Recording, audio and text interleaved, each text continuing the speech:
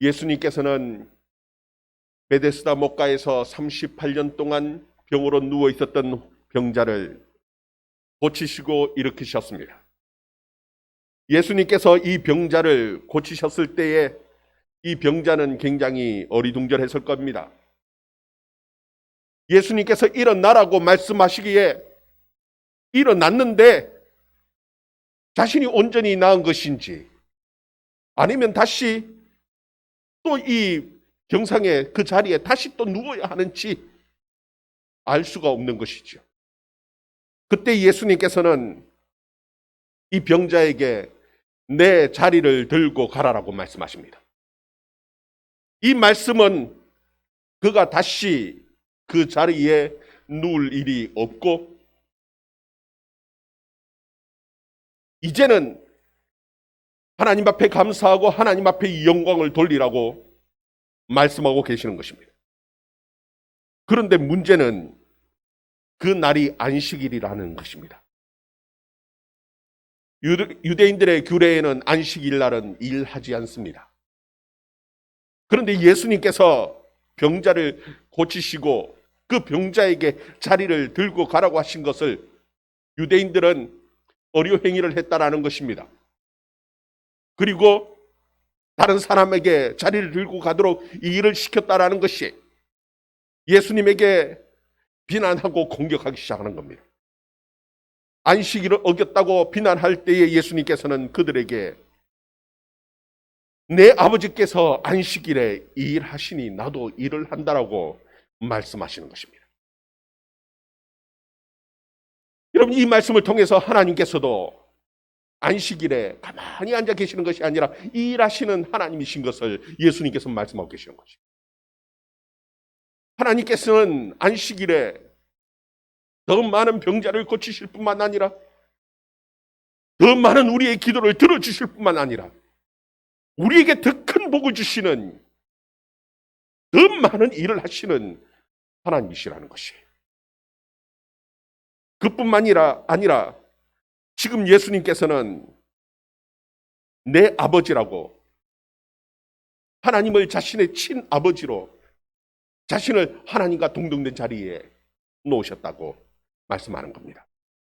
우리 17절, 18절 말씀 우리 같이 한번 읽어봅시다. 17절, 18절 말씀 같이 읽습니다. 시작. 예수께서 그들에게 이르시되 내 아버지께서 이제까지 일하시니 나도 일한다 하시매 유대인들이 이로 말미암아 더욱 예수를 죽이고자 하니 이는 안식일을 범할 뿐만 아니라 하나님을 자기의 친아버지라 하여 자기를 하나님과 동등 삼으심이라. 아멘. 예수님께서는 지금 엄청난 폭탄 선언을 하셨습니다. 내 아버지께서 이제까지 일하시니 나도 일을 한다.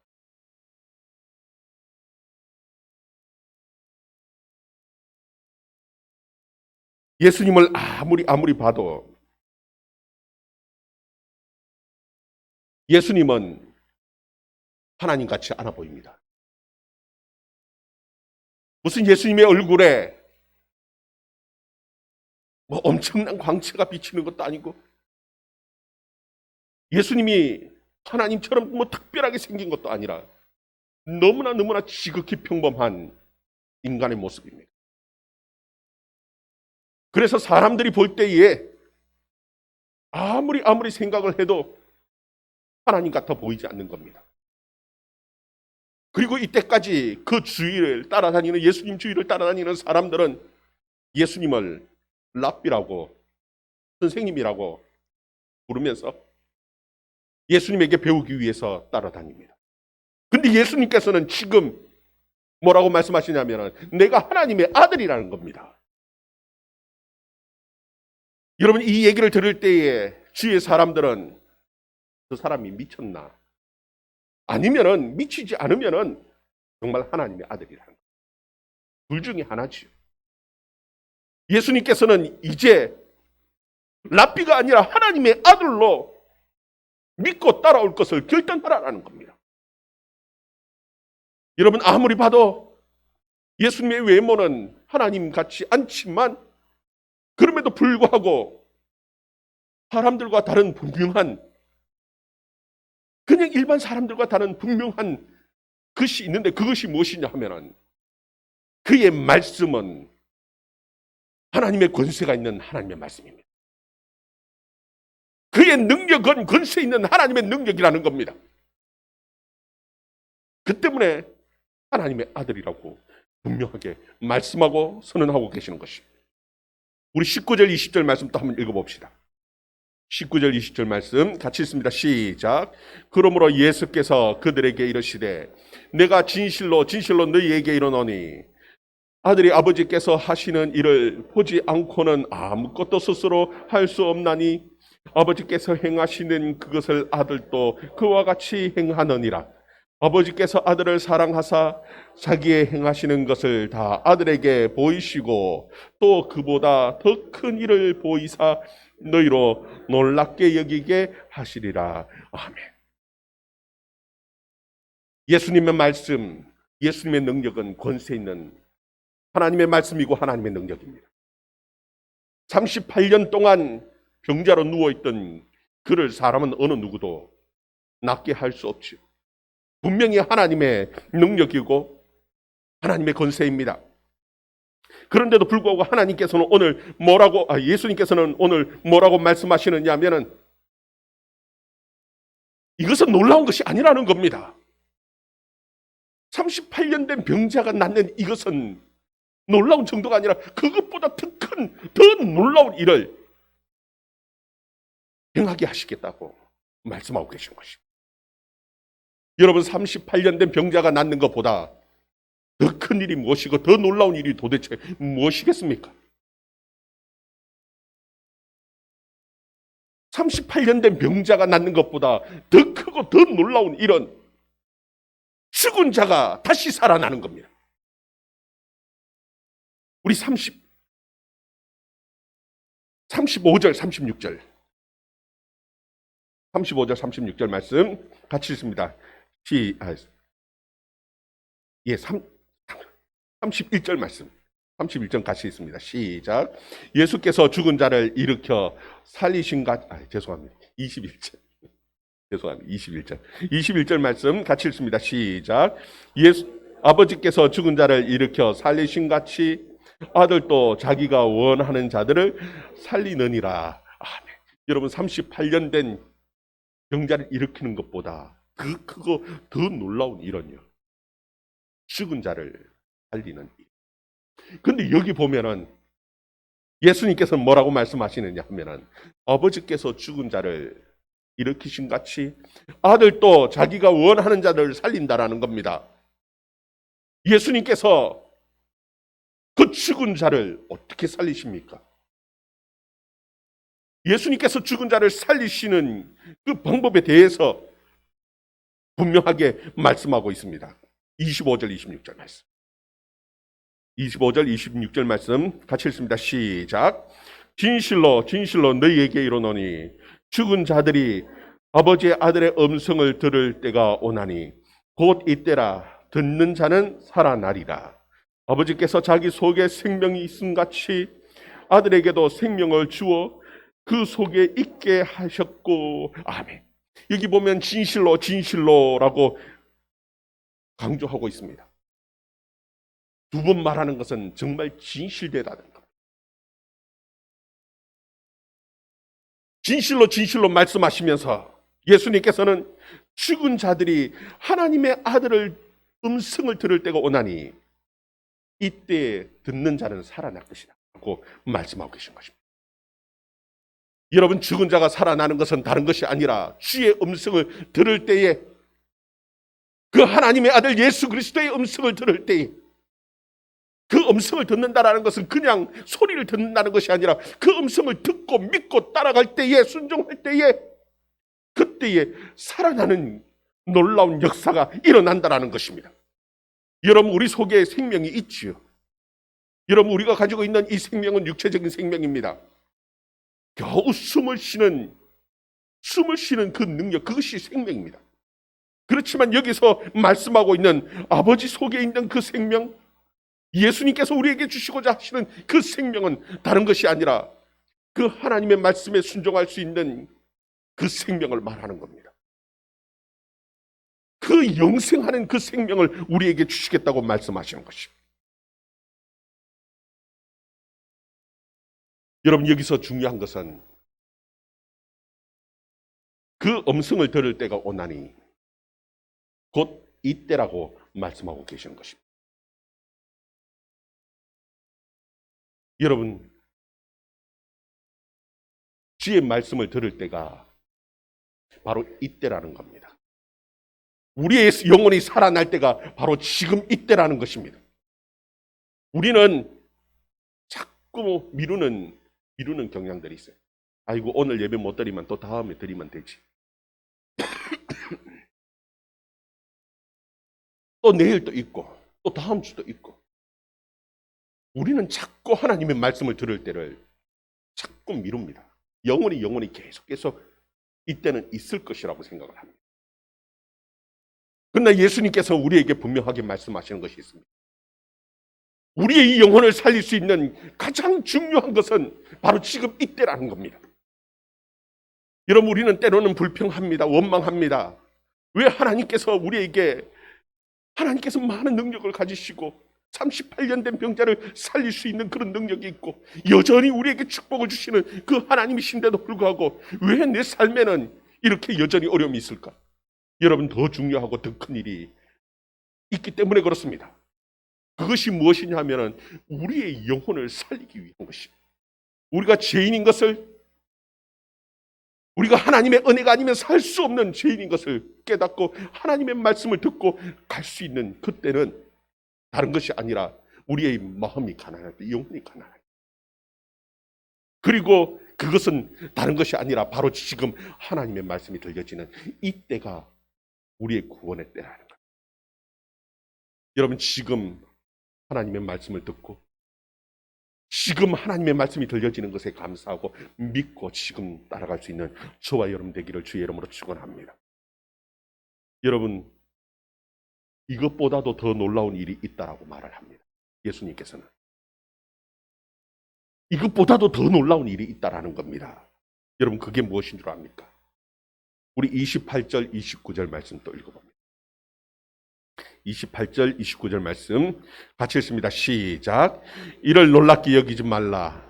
무덤 속에 있는 자가 다 그의 음성을 들을 때가 오나니 선한 일을 행한 자는 생명의 부활로 악한 일을 행한 자는 심판의 부활로 나오리라. 아멘. 여러분, 앞에서 얘기했던 그 38년 된 병자가 일어나는 이 모든 일들 놀라운 일이지요. 그런데 그것은 아무것도 아니라는 겁니다. 정말 그보다 더 놀라운 일이 있게 되어진데 그것이 무엇이냐 하면은 죽은 자들이 다, 여기 무덤 속에 있는 자들은 죽은 자들을 말합니다. 죽은 자들이 다 살아나는 그와 같은 일이 있게 되어진다라는 겁니다. 여러분, 이게 놀라운 일일 수밖에 없는 이유가 있습니다. 그것이 무엇이냐면은 세상 많은 사람들은 다 무슨 생각을 하느냐 하면은 죽으면 끝이라고 생각을 합니다. 죽으면 끝이기 때문에 마음대로 살아도 되는 것처럼 그렇게 생각하며 살아갑니다. 그런데 예수님께서 우리에게 분명하게 말씀하시는 것은 죽음이 끝이 아니라는 겁니다. 죽은 자들이 다시 다 살아날 때가 있다라는 겁니다. 이것이 놀라운 일이에요.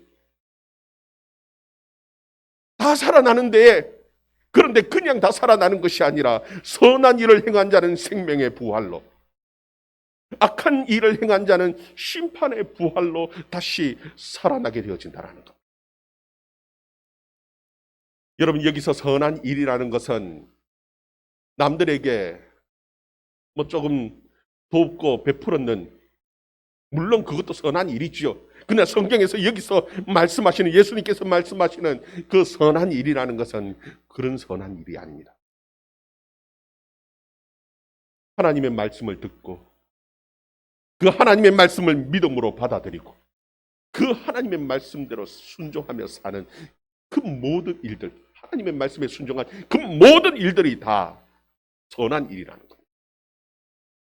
믿음으로 행한 그 모든 그 일들을 행하는 그들에게 예수님께서는 분명히 약속하시는 것이 생명의 부활이 있다라는 것. 그리고 그 믿음으로 살아가지 않는 그 모든 사람들에게 예수님께서 분명하게 말씀하시는데 그것이 끝이 아니고 부활이 있는데 그 부활은 심판의 부활이라고 분명하게 말씀하시는 것이에요. 여러분, 우리가 반드시 기억해야 되는 것이 있습니다. 무엇이냐 하면은 죽음은 끝이 아니라는 겁니다. 사단은 우리에게 계속해서 쏘기는 것이 있죠. 죽음의 끝이야.